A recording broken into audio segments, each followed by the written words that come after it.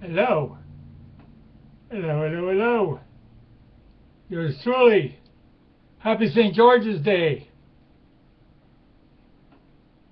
I should have belted that at you right off the bat, but you know me. You wouldn't want me in the cockpit of an airliner, that's for sure. If teenagers can run YouTube, what's Beattie's problem? Well, the stage layout looks pretty good. We got a pinch of the Union Jack above and a pinch of the poster on the right-hand side. So I guess we're on a go. Happy St. George's Day, April 23rd, 2014. And as I suggested yesterday, by now, of course, patriots in the motherland, you will have lots to watch on YouTube. And this Cameron guy, the Prime Minister of the motherland, boy, he's coming out with some shockers. The other day, he came out stating it's a Christian nation, Britain. And now for St. George's Day, he said St. George for England and be proud of it. This is all getting too much. Shades of Margaret Thatcher when she stole the patriotic platform in the late 70s and sabotaged the Patriot platform by stealing all of our heart, our slogans. Cameron's trying to do the same. Well, he's not going to win us over. You're saying it's a Christian nation when he allows thousands and thousands of non-Christians into the country. I'm not talking white pagans here. I'm talking multi-cults, okay? Christianity allowed for even a pinch of Druidism, to my understanding. We all take out of Christianity what we want. There's a lot of Christian aspects that promote our white heritage, our white race. But anyway, Cameron's coming out with a shocker there now, promoting St. George's Day. I mean, imagine the Prime Minister of a country actually promoting patriotism. Well, it's too late, pal. The ship is sinking. And you're the captain of the ship. Well, you know what happens with captains of ships. They go down with the ship, but we'll still be around to rebuild it with our patriot friends in the motherland. Again, happy St. George's Day. I hope you all had a good time. And those who can't get out for various medical reasons, you can watch the town celebrate in the motherland. I'm ashamed here that we couldn't do much, although St. George's Day, as I said the other day, St. George's Day is still marked on the calendar, is celebrated in Newfoundland and Labrador, Canadian provinces on the East Coast. It makes you wonder when we don't have much to talk about here, the British People's League, doing anything. For St. Patrick's Day, all the bars swing it, but St. George, they could care less. The Rock Foundation, the Puritans at Plymouth in the States, even when they landed. And as steady viewers know, we had a great celebration, but it was long ago, 2010, at the local pub. Oh, a crowd of about 50. I thumped some drums up front. We had a professional singer, professional band organizer. It was fantastic. But a year later, the powers that be, the so-called public press, the controlled, manipulated press, smeared us big time. How did they smear us? Well, we were going to have a rally on 200 acres of private property. So it skeered off the network we built up to a point. Well, now they're underground. We're still all pals. So that's all their stupid smears do, is just force ordinary people to go underground with their views, and then we meet privately in homes and apartments. So that's a repetition of the program that you've heard a few times here, and maybe too many times, but I can't emphasize enough the simplicity of the platform of the British People's League. And speaking of platforms, before I went out and did some shopping, some badly needed shopping today, I clicked on a YouTube through one of the many blogs out there in the ether, and it was a around 10-minute YouTube of a spokesperson for a patriot group in the motherland. And eloquent looking guy. And he started pronouncing exactly the same concerns yours truly has for the British People's League. How do we unite various factions of patriots? How do we unite them? So this fellow started talking about how do we unite? Just exactly what I said, and I'm quoting him and vice versa. But he nailed it. He nailed it. How can you unite with people who are patriots, but they don't have the same outlook? Or as he said, you know, you can have a Union Jack pin here, and then look underneath the Union Jack pin, and there's the swastika. Or look under the Union Jack pin, and there's the Star of David, or whatever. The Union Jack is our cause in history of our ancestry. We can't unite with people that don't share the same philosophy. Now, this particular group he talked about, you know, he wanted to have no talk with racists. He wants to be a patriot. Well, Friends of the British People's League, as far as I know, we're racist and proud of it. We're proud of our race. What the hell's wrong with that? What's wrong with being proud of your race? There's a definite weakness in your psyche if you're not proud of the race you're born into. And that's why, do I have sympathy for multi-cult mixed mobs? No, I don't. I don't have sympathy. If you're old enough to get knocked up, you'd think you'd be old enough to have pride in your racial roots. Of course, with multiculturalism swamping Western civilizations, the temptations are there. What with a strip bar in every other corner in the major sewers. Oh, I meant cities. Did I say sewers?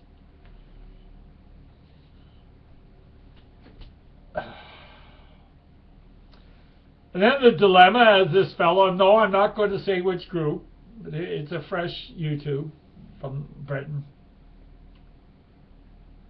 And as I listened to him, I'm going, well, that sounds very nice to pronounce the platform. But as I said in yesterday's Dinosaur news, perhaps the color of our skin should be our uniform, even with our cultural roots. But how can you when there's deep philosophical differences? Do we have time to be fussy? Well, we have no choice. We have to stick to the way we're operating. So we, Friends of the British People's League, we're racist in that we're proud of our white heritage, and in particular our British heritage, our British roots, our British foundations, and especially on St. George's Day, the patron saint of England. We are not Nazi. We are not neo-Nazi. We are not Zionist, nor is neo-Zionist. We are not liberals, nor neoliberals. We are against multiculturalism in all its confusion.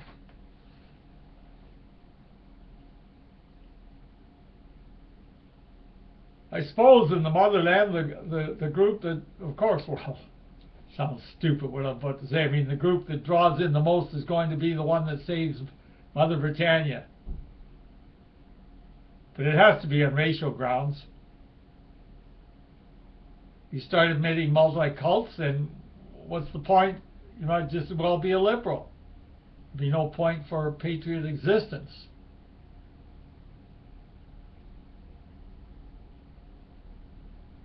Again, this is the Dinosaur News, brought to you 5 days a week as best we can by the British People's League, BritishPeoplesLeague.com.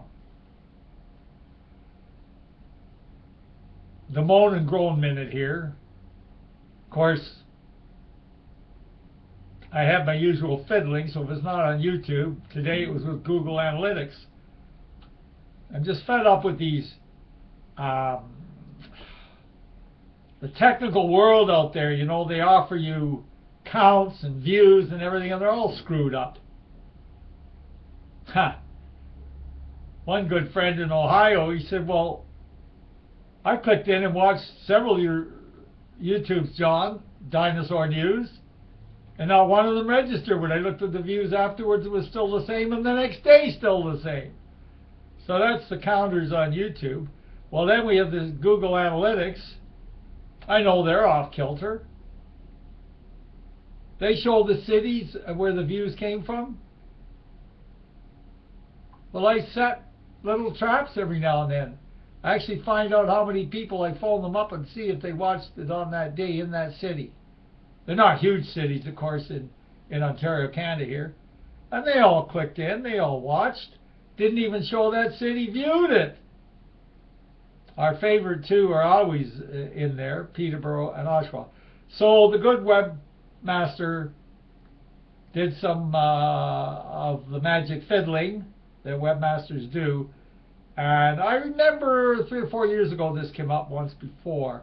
And it'll take Google Analytics a couple of days to file in with their caches, CACHES or whatever.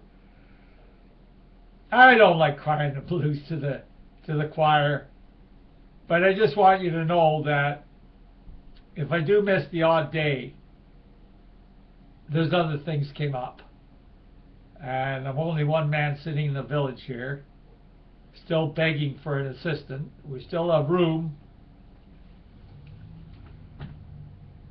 So that's my cry in that regard. And to be honest, on St. George's Day of all days, I nearly didn't have a show to roll. But it's amazing how things come in at the last minute. And this fellow's YouTube from the motherland, it hit home on his point. I mean, could never unite with his situation, his group. There's certain aspects there where their group admits some multi-cults to sort of show that we're not racist. Well, I said this a few minutes ago, but if you start admitting the multi-cults, well then, what the hell's the point? What's going on here? Anyway, do click into YouTube's in the motherland, even tomorrow, and see the kids in the school plays and all the spirit's there.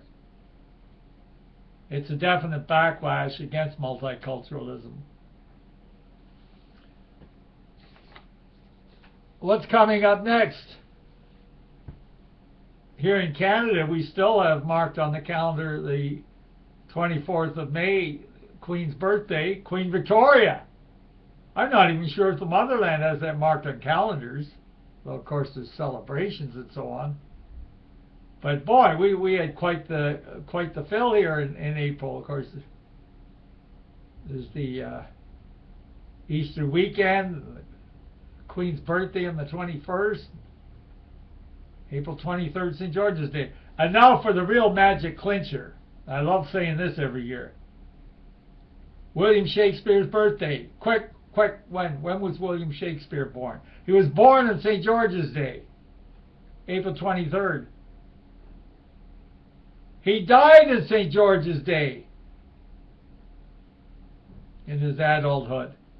Now, think about that. The greatest bard, the greatest playwright in the planet's history, the most patriotic writer in the planet's history, born on St. George's Day, the patron saint of England, and he passed away in St. George's Day, years later in his adulthood. I am going to try, this is unscripted. I have a beautiful bookend I'm going to bring to you. Just 1 second, folks.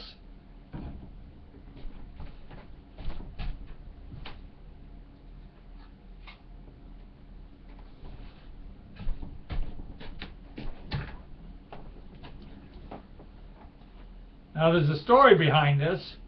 This is bronze.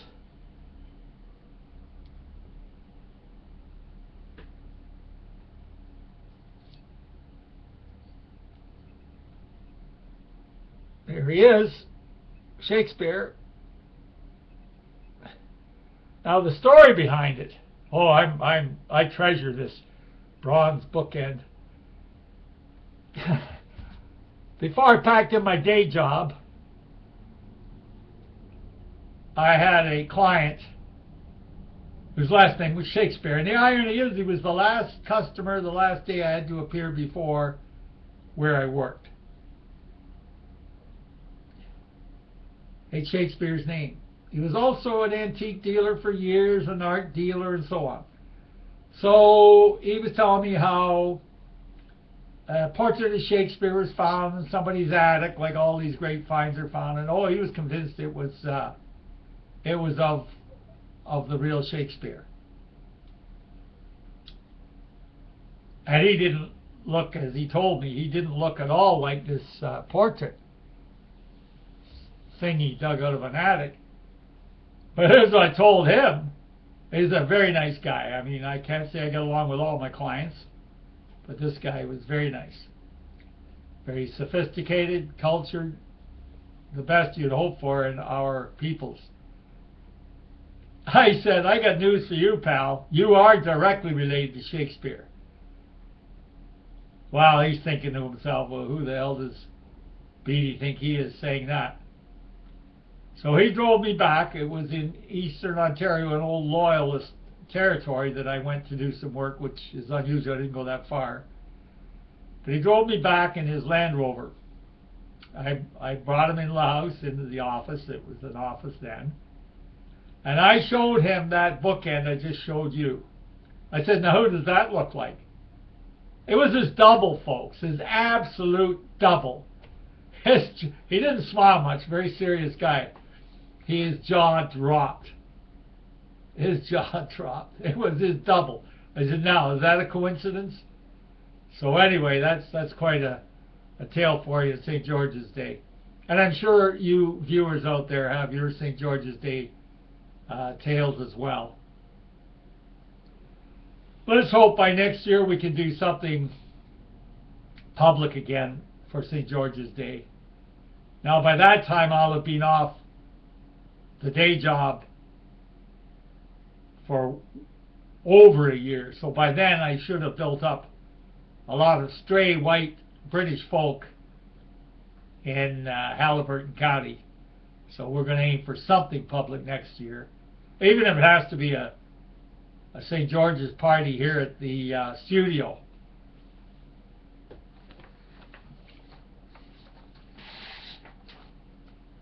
I was asked, another point here, nothing to do with St. George's. I was asked by an American friend of the British People's League how my pitch went for one-on-one get-togethers rather than just stare at the internet. Well, there's been no great response, that's for sure. So again, I'm going to have to go back to my old Dutch landlord Vanderwind, as he, the greatest philosopher. I wish he had lived to make some recordings. We met in his kitchen. Major Hoople's boarding house. But in any case, he sure knew reality. He said, do you think the Queen doesn't have to leave the palace to cheer people up and go to their places, their cities, their towns? Do you think the Pope can just stay at the Vatican? He has to wander out too. And that's the truth. So I can say you must contact one another, but it may be up to me when we get the van plans rolling, to roll up to your neighborhood. I am afraid for my bones, wear and tear on this healthy bike. I still ride my bicycle, but it'll be up to yours truly with the vans to pull up to your neighborhood. That's the only way we're going to get the pot stirred. It's obvious. We'll do her. Okay. Long live St. George and the spirits of all true Englishmen. We'll talk at you tomorrow, April 24th. Goodbye for now.